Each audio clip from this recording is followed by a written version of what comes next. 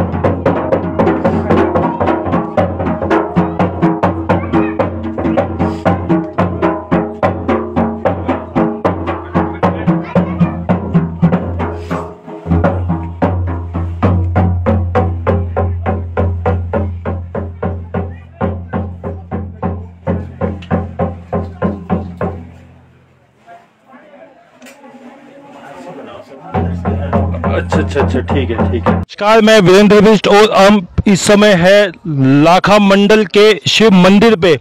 ये मंदिर आप जो मेरे पीछे देख रहे हैं ये बहुत ही प्राचीन मंदिर है और यहाँ पे पांडवों द्वारा तपस्या भी करी गई थी। यहाँ पे कई सारे ऐसे शिवलिंग हैं जो प्राकृतिक तौर पे यहाँ पे निकले हैं और यहाँ पे साथ में ही एक महल है जहाँ पे पांडव रहे थे और उनको कौरवों द्वारा जलाने का प्रयास किया गया था। आज हमारे साथ यहाँ पे जगदीश भट्ट जी भी हैं और मोहन सिंह काला जी भी हैं। इन्होंने यहाँ पे शपथ ली है कि बहुत जल्द ये गौ सेवा यात्रा निकालेंगे और मोहन काला जी जो कि एक बहुत बड़े बिजनेसमैन है वो भी अब गौ सेवा में जगदीश भट्ट जी के साथ जुड़ चुके हैं। सबसे पहले तो जगदीश भट्ट जी नमस्कार, आपका उत्तराखंड उदय लाइव में स्वागत है। आज इस गांव में जो आप पहुंचे हैं यहाँ पे आपने शपथ ली है कि ये तरह आप 29 गांव में जो यात्रा निकालेंगे गौ सेवा के लिए, वो किस प्रकार से आपने प्रण लिया और यही मंदिर क्यों चुना आपने? नहीं 29 तो नहीं है, तो ये तो करीबन 29 राज्य हैं। तो 29 राज्य नहीं है, हमने तो मात्र एक अभी संकल्प लिया है श्री राम गोधाम सेवा समिति जो है परिवार ने कि देवभूमि उत्तराखंड में जो हमारी बद्री गाय हैं, जो बद्री गाय आज सड़कों पे जंगलों में कई जगह हमारी बद्री गाय देखते होंगे आप लोग, सभी लोग देख रहे हो कि बच्चों सहित सड़कों पे अपना दम तोड़ रही है। श्री राम गोधाम सेवा समिति परिवार ने जो है ये संकल्प तो 2020 को ले लिया था। उस समय से हम जो हमारी इन गौ माताओं की सेवाएं चल रही हैं और हमारा आगे का जो विशेष हमारा जो गौ माताओं के लिए अभियान है वो 21 मार्च से रहेगा हमारा। आज हम भोलेनाथ की नगरी में ऋषिकेश से जो है गौ माताओं की ओर से संदेश लेके हम आए हैं यहाँ लाखा मंडल में भोलेनाथ के दरबार में, क्योंकि भोलेनाथ के दरबार में गौ माता को हम लोगों पे और मानव जाति पे विश्वास नहीं रह गया, क्योंकि हमारे ही सामने हम लोगों के सामने हम ही लोग गौ माता का दूध पी के और गौ माताओं को सड़कों पे छोड़ रहे हैं। वो गौ माता जिस माँ के अंदर साक्षात 33 कोटि देवी देवता विराजमान हो, वो गौ माता जो गौ माता में जो है स्वर्ग की प्राप्ति करवाती है, जन्म से लेकर मृत्यु तक, मृत्यु के बाद भी स्वर्ग की प्राप्ति करवाती है, उस माँ के लिए हमने संकल्प लिया। श्री राम गोधाम सेवा समिति परिवार ने संकल्प लिया। हमारे बड़े भाई साहब हैं और बड़े भाई साहब हमारे श्री जो है मोहन काला जी और ये श्री राम गोधाम के जो है प्रमुख भी हैं, यही कहेंगे हम सीधा, और हमारे मार्गदर्शक भी हैं और मुख्य संरक्षक भी हैं। इनके मार्गदर्शन में जो भी हमें आगे ये आदेश करेंगे वे कहाँ का हमने गौ माताओं के लिए, गौ माताओं के अभियान के लिए, गौ माताओं की रक्षा के लिए हमें जो अगर कहीं भी कार्य करना पड़ेगा उसके लिए हम जो है उसके लिए तत्पर हैं हम। तो देखिए, जहां ये गौ सेवा के लिए अपना जीवन समर्पित जगदीश भट्ट जी ने किया था और अकेले ही लगे थे, अब कारवा धीरे धीरे बढ़ता जा रहा है। साथ में जुड़े थे यूकेडी से प्रदेश प्रवक्ता शांति प्रसाद भट्ट जी, वो भी आज हमारे साथ एक बार फिर मौजूद है। क्या कहना चाहेंगे सर?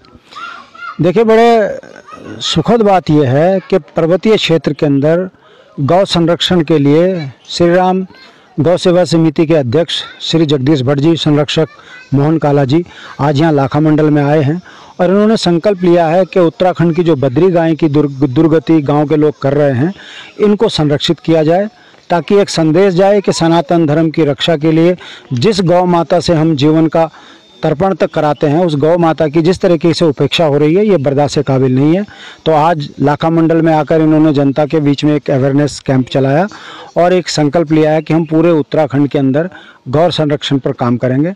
सुखद बात है, देखते हैं सरकार इसका संज्ञान लेकर सरकार की तरफ से इनको क्या मदद मिलती है। यदि सरकार इसमें हमारा सहयोग करेगी तो निश्चित रूप से उत्तराखंड की बद्री गाय का जो संरक्षण होगा वो देश के लिए, राज्य के लिए बहुत ठीक होगा। तो हमारे साथ अभी मोहन काला जी हैं जो बहुत बड़े बिजनेसमैन हैं और वो भी अब गौ सेवा में जुड़ चुके हैं अपना जीवन देने के लिए। सर, ये प्रेरणा आपको किस तरीके से मिली कि अब जो है मेरे को अपना जीवन जो है गौ सेवा में भी देना चाहिए? देखिए, हम देख रहे हैं कि जब हम गांव जाते हैं, ऋषिकेश में देखते हैं, पौड़ी में देखते हैं, श्रीनगर में देखते हैं, तमाम जितने भी शहर हैं शहरों में देखते हैं, और जिस तरह से गौ माता की दुर्दशा, ना खाना मिलता है, ना पानी मिलता है, ना शेल्टर है रहने के लिए है गौ माता के लिए, और सड़कों में पड़ी हुई है। और बहुत सारे बहुत सारी गौ माताएं जो है एक्सीडेंट के रूप में भी जो है सड़कों में पड़ी हुई हैं।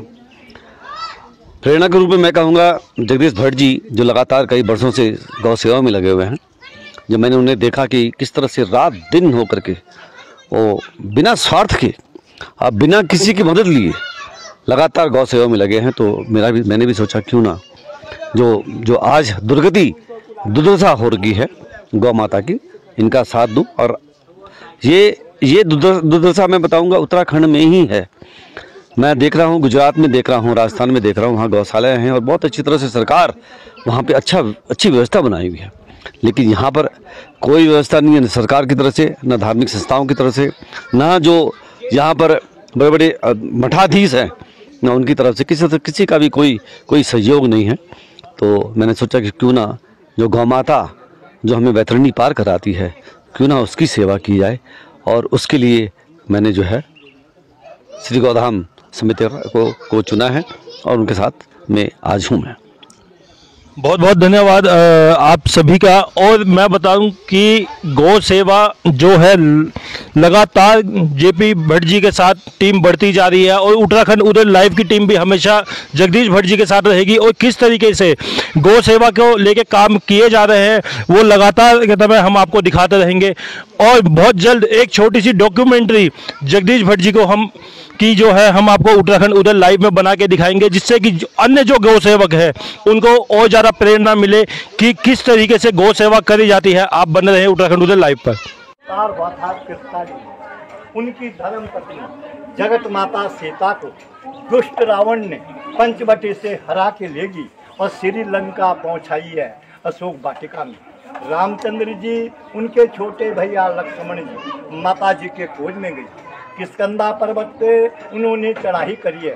वहाँ पे नल नील बानरों की सेना से उनकी मित्रता हुई है। जैसे हमारी लाखा मंडल के पुजारी और देवियों की आप लोगों से मित्रता हो रही है, ऐसी मित्रता वहाँ पे रामचंद्र जी की नल नील बानरों की सेना से हुई है। वहाँ से रामचंद्र जी सेना लेके सोयतबंद रामेश्वर में जा पहुँचे। उन्होंने इस शिवलिंग की स्थापना समुद्र में की है। समुद्र के बीच में ये शिवलिंग या तो लाखा मंडल के प्रांगण में मिलेगा या तो सोयतबंद रामेश्वर में। ये पूरे भारत देश में कहीं और जगह ये शिवलिंग नहीं मिलेगा। जब रामचंद्र जी ने श्रीलंका जाने के लिए पुल बांधा था सोयतबंद रामेश्वर में, ये हरे रंग का शिवलिंग है। ये द्वापर युग का है, कृष्ण जी के टाइम का, जब कृष्ण जी का अवतार हुआ था द्वापर युग में। यहाँ पे 33 कोटि देवी देवता है, 1.25 लाख शिवलिंग की यहाँ पे स्थापना है। 4 युग के यहाँ पे शिवलिंग है, सतयुग, त्रेता, द्वापर, कलयुग, चारों युग के शिवलिंग है। मन की इच्छा पूरी होती है, जन्म जन्म के पाप सारे खंडित होते हैं और आप लोगों की यात्रा इस भोले बाबा के दरबार से सफल होती है। जिन्होंने लाखा मंडल भोले बाबा के दर्शन कर ले हैं, उनके जन्म जन्म के पाप सारे खंडित होते हैं। यहाँ पे 15 अप्रैल को यहाँ पे एक विशाल मेला लगता है। उस मेले का नाम है थौड़ा। वो मेला पूरे हिंदुस्तान, भारत का, देश का पहला मेला इस स्थान पे लगेगा। उसके बाद पूरे देश में मेले होंगे। 4 धाम के कपाट उसके बाद खुलेंगे। जिस बेटी का और बेटे की शादी हो जाती है, फिर किसी के बच्चे नहीं होते हैं। यहाँ पे महाशिवरात्रि में एक रात में किसी माँ, बेटी, बहन, बहू ने तन मन धन से तपस्या कर ली तो 1 साल के भीतर गुरुजी उनका बच्चा होता है। ये प्रत्यक्ष बात है। आज भी यहाँ पे दूर दराज से लोग बाग वर मांगने आते हैं और 60 और 70 साल माँ का भी बेटा हो। ये शक्ति आज भी है जी। जिस बेटे का और बेटी की रिश्ते आते हैं बिगड़ जाते हैं, रिश्ते आते हैं बिगड़ जाते हैं, माँ बाप दोनों तरफ से परेशान हो जाते हैं। यहाँ पे लोग बाग दर्शन करने आते हैं और 6 महीने के अंदर उनका रिश्ता होता है जी। ये यहाँ का प्रत्येक बात है। इस भोले की महान कृपा है। जैसे हमारे भगवाना जी, नरेश जी आज यहाँ पे मीन पुजारी है, यहाँ पे गर्भी गर्भ में पूजा करने वाले हैं। तो जिनको ये लोग आशीर्वाद देते हैं उनकी तमन्ना पूरी होती है। अब आप लोग आगे बढ़े। थोड़ा नीचे चले जाना पड़ेगा। इस मंदिर पे गुरु जी फिर यहाँ पे ध्यान लगाओ, इस मंदिर पे ऊपर से लेकर के नीचे तक मंदिर के चारों तरफ जिस गाय ने इस मंदिर की खोज करी है उस गाय के खोर के निशान है। बस ये आएगा ये गाय के खोर के निशान है। ये ऊपर से लेकर के नीचे तक इस मंदिर की बनावट, ये मंदिर ऊपर से बनाया गया नीचे को हथेली के ऊपर।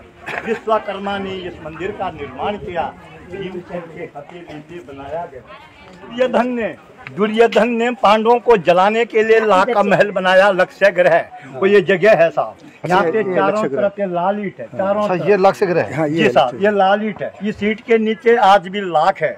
यहाँ पे महल था, महल पे दुर्योधन ने आग लगा दी, महल जल गया। गुरु जी थोड़ा पीछे होना, यहाँ पे यहाँ से अंदर कराओ तो सुरुंग है। ये सुरुंग किसने बनाई पांडवों को बचाने के लिए? बोलो जरा आप लोग, किसने बनाई ये सुरुंग?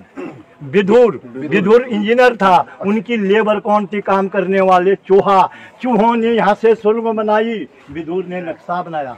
और नीचे सड़क पे आपको आते समय एक गुफा मिली है, वो है पांडवों की दुंद गुफा। पांडवों को यहाँ से विदुर ने उस गुफा से बाहर निकाला। उसके अंदर जाएंगे आप लोग, अंदर जाके सुरुंग में चले जाना। सुरुंग में जाके आपको आगे इतना छोटा शिवलिंग मिलेगा, ऊपर शेष नाग आकार होगा। उसके ठीक सामने से जो सुरुंग है वो आपके विराट राजा के यहाँ निकलती है, जहाँ पे पांडव लोगों ने नौकरी करी है। उसके बगल में दूसरी सुरुंग है, वो आपके कुरुक्षेत्र में निकलती, हरियाणा में महाभारत की लड़ाई वहाँ हुई है। उसके अंदर तीसरी सुरुंग है, वो आपके केदारनाथ बद्रीनाथ निकलती है, जहाँ से पांडव लोग स्वर्ग लेने गए। ये मूर्ति कौन सी है? राजा दक्ष ने यज्ञ किया था, उन्होंने तमाम दुनिया के लोगों को सबको अपने यज्ञ में बुलाया और अपने बेटी जवाई को नहीं बुलाया, सती माता को और शंकर जी को।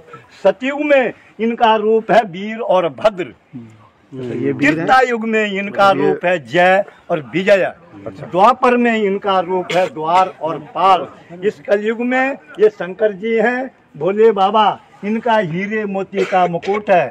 और ये दानव है, इसके खोपड़ी पे ऊपर मुंडी है, ये मस्तान का निशान है। ये शिवलिंग सामने बेटा थोड़ा किनारे छोड़ो, ये शिवलिंग धर्मराज युधिष्ठिर महाराज ने इस शिवलिंग की स्थापना करी है। ये शिवलिंग का नाम है मडलेश्वर महादेव के नाम से। हमारे लाखा मंडल के अंतर्गत में 24 गांव आते हैं। 24 गांव के बीच में जिनकी मृत्यु होती थी वो लेडीज है या पुरुष है, बूढ़ा है या जवान है, उनकी डेड बॉडी यहाँ लाते थे। पुजारी अपने घर से गंगा यमुना जल लेके आते थे, मंत्र द्वारा उस पे जल का छेड़ा मारा, मरा हुआ आदमी जीवित होता था। ब्राह्मण देवता उसको अपने हाथों से दूध भात खिलाता था।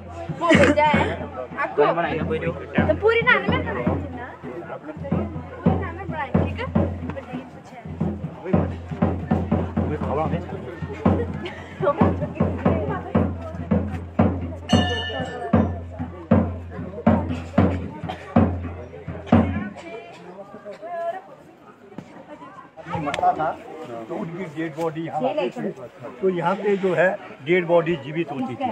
तो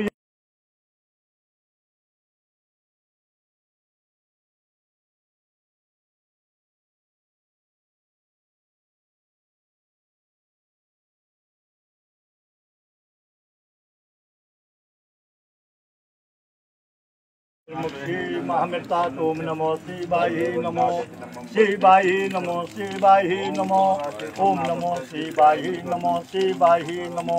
ये शिवलिंग है गुरु जी, थोड़ा ध्यान लगाना। ये शिवलिंग है अद्भुत शिवलिंग, चिंता हरण महादेव। इस भगवान के दर्शन करने से सारी चिंता दूर होती है, थोड़ा ध्यान रखना। ये शिवलिंग है जी पारदर्श शिवलिंग। जैसे आप अपने परिवार से, बच्चों से, माता पिता, भाई बहनों से प्यार करते हैं, आपका प्यार भगवान अपने अंदर समा लेता है।